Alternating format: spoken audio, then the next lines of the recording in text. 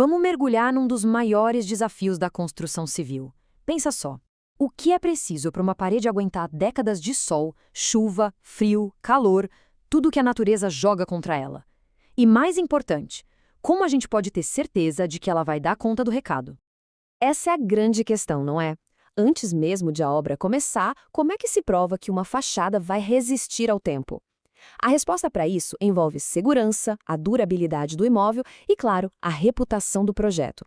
A prova, nesse caso, não vem de promessas, mas de testes muito rigorosos. Para encontrar a solução, primeiro a gente precisa entender o problema bem de perto. Vamos dar uma olhada nos dois principais inimigos que qualquer fachada enfrenta no dia a dia. Olha só, de um lado tem o estresse térmico.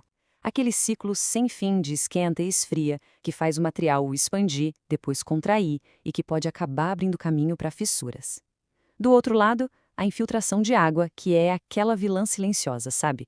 Que pode comprometer a estrutura e o conforto lá dentro sem ninguém perceber. E é exatamente aqui que a história começa a ficar interessante.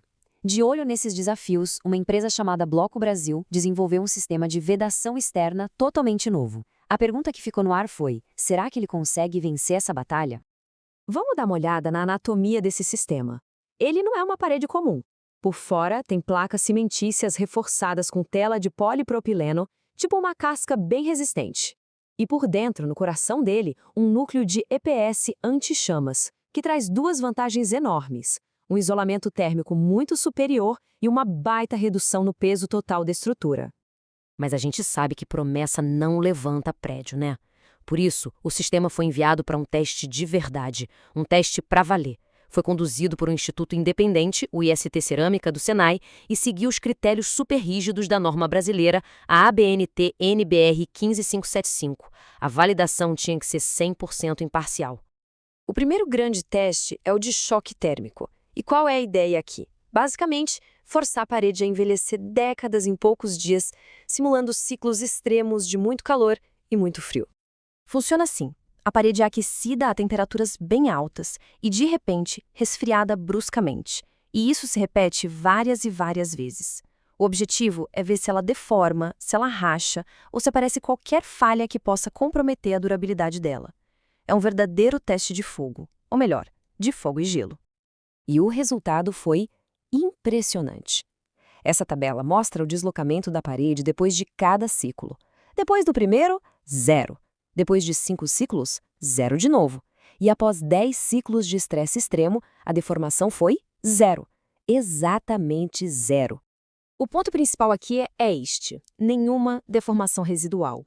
Ou seja, mesmo depois de todo aquele estresse, a parede voltou direitinho para sua forma original. Isso é a definição de resiliência e estabilidade.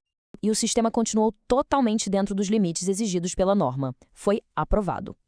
Bom, no teste de temperatura, a parede passou com louvor.